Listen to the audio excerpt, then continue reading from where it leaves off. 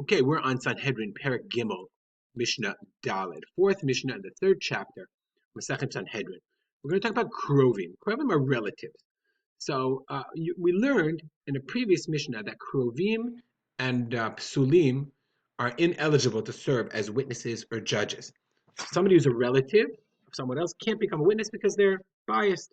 They're biased for one side or the other side. How do we know? So the Gati points out that we learned this out from a pasuk. Torah says the following: Lo yumtu avot al banim, ubanim lo yumtu al avot. Which means the father should not be put to death for the children, neither shall the children be put to death for the fathers. Ish bechet o yumatu, every man should be put to death for his own sin. The Chazal the sages use this pasuk to learn a different rule. It says, Lo yumtu avot, parents shouldn't be killed, al banim, through the testimony of their sons. Ubanim, and sons, lo yumtu, shouldn't be put to death, al avot, by the testimony of their fathers. So meaning, fathers are ineligible to testify about their sons. They're not allowed to. They don't testify about their sons.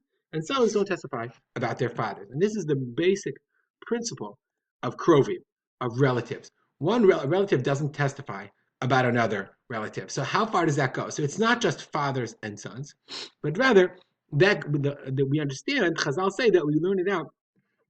We learn from there that relatives can't testify about other relatives. But how far does it go? We know fathers and sons, but what about cousins? What about third cousins? What about fourth cousins? Meaning every Jew is ultimately related to every other Jew. So are we all related? Nobody can testify about anybody else? The answer is obviously no. So we're going to look at a commentary in the Bartanura, okay? And the Bartanura starts from here, where he's sort of this is where the Kahati gives a whole long introduction to understand. There's what's called Rishon, direct first connections, Sheni, second connections, and then Shlishi, third connections. So in order to understand this, I, of course, do what I always do. It's a chart. I have to make it now smaller so you can see as much of the chart as we possibly can show you at one time. Okay? Here we go. Here's our chart. So what's a Rishon? What's a first connection? A first connection is two brothers. Okay? They're directly connected. Oh, by the way, in this rule, there's a rule called Ishto Kagufa. This is where the rule of Ishto Kagufa applies. A person's wife is considered like his body, meaning if one relative is connected, then his wife is also considered like. So we're going to see like if two brothers are Rishon to Rishon, so a wife to her brother-in-law is also considered a Rishon to a Rishon. So I'm going to move this up so we can try to fit in as much on the picture as we possibly can. Okay, so father and son, or father and son, they're Rishon to Rishon. That's Rishon. What's Sheni? So brother to brother is a Rishon. Brother to son, father to son is a Rishon. But Bob to his father's brother Shimon, that's a Sheni. To your uncle is a Sheni Barishon. Okay, a second to a first. He's his second to his first. Okay, and cousins 1, 2 to second to second. This is a Rishon. That's a Sheni, and that's a Sheni to a Sheni. Okay, so let's look at the Bartunur explains this. He says, okay, Av Beminaim, Achim Zeim Zeh, brothers are Rishon to Rishon. Okay, B'nehem Zeim Zeh, two brothers' sons. Okay, two brothers' sons, one to the other. So these two guys, those are Sheni b'Sheni. That's what the Bartunur says. U'b'nei B'nehem Zeim Zeh, and their grandchildren is Shlishi b'Shlishi. Ulolam, but Shlishi b'Rishon kasher. Okay? Meaning, you can testify a Shlishi to a Rishon. This is a machloket, but we're going to leave it here. Okay? Reuven's grandson, okay, is a Shlishi. That's son, Sheni. Okay, Rishon, Sheni. Shlishi to a Rishon is kasher. Okay, so meaning, your great uncle is kasher, and certainly, Shlishi b'Sheni. But a second to a first, shnehem psulim. Okay, so that's what we know. The psul goes down 2, but not 3 generations. So who are the relatives? Now we're looking at the Mishnah. Aviv, his father. Ve'achiv, a person's brother. Those are rishons. Achi aviv, ve'achi imo. Okay, meaning his father's brother, his mother's brother, uncles. So remember that's sheni. Ubal achoto, his sister's husband, his sister-in-law. Because remember, his sister is one, and her husband is considered ishto kagufo. Ubal achot aviv, Achot aviv, his father's sister's husband, i.e., his uncle from his father's sister. Because remember, his father's sister is a sheni. So his father's sister's husband is also a sheni. Ubal achot imo, his mother's sister's husband. Ubal imo, his mother's husband, meaning if her mother got remarried, because his mother is asur.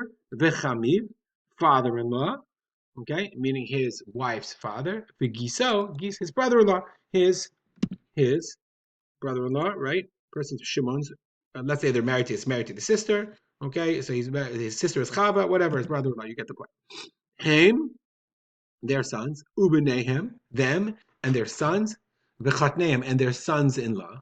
Okay, why their sons-in-law? Because that's shnio. That's sheni. Them and their son is a sheni. V'chadeim, or their sons-in-law is also a sheni because it's like their daughter's husband. V'chorgo lebado. Chorgo is ben ishto ish acher. His wife's son. If his wife had a son from another husband, that's considered also asur.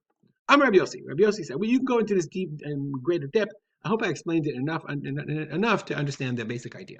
I'm Rabbi Yossi. Zo Mishnat Rabbi Akiva. That's what Rabbi Akiva taught, meaning a later generation of a Mishnah Rishonah. But the original teaching was Dodo, oh Ben Dodo, just your uncle and Ben Dodo and your cousin. Okay?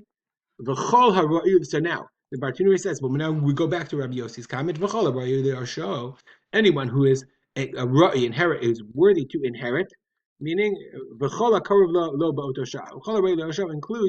Let me just look at the Bartanura. Okay, the Hainu Krovei Ha'av, the relatives of the father. Okay, those are also included in the prohibition of Psule Edun. You have to be a relative at that time. What does that mean at that time? If you're married to a woman, then like so therefore your wife's brother. But your wife's brother, let's say you got divorced. Now she's no longer your brother. Now you got divorced. You were relatives. You were married to your wife, right, of course. And her brother was Asur. And now you became in distance because now you're no longer married. You can testify about your former brother-in-law because they're no longer married, they're no longer related. Rabbi Yehuda says, "Afilu meita bito, v'yesh lo banim mimena, harei karov." Let's say person's daughter died, but yesh lo banim mimena, he has children from her. Okay, it's talking about afilu meita bito, eshet chotno.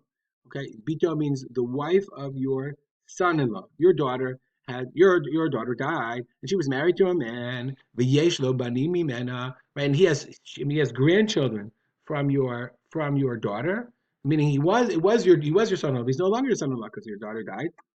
But as you have grandchildren, harei karov, you are considered a relative. Interestingly, that makes sense. We say ein alachak Rabbi Yehuda, even though this man is the father of your grandchildren.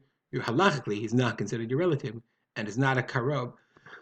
You can testify about him. And of course, anyone you can't testify about, you also can't serve as a judge about either. We'll stop here. I hope it's a long Mishnah. I hope I was able to explain it clearly. We'll dedicate our learning to the memory of my father, Rav Simcha ben Yitzchak.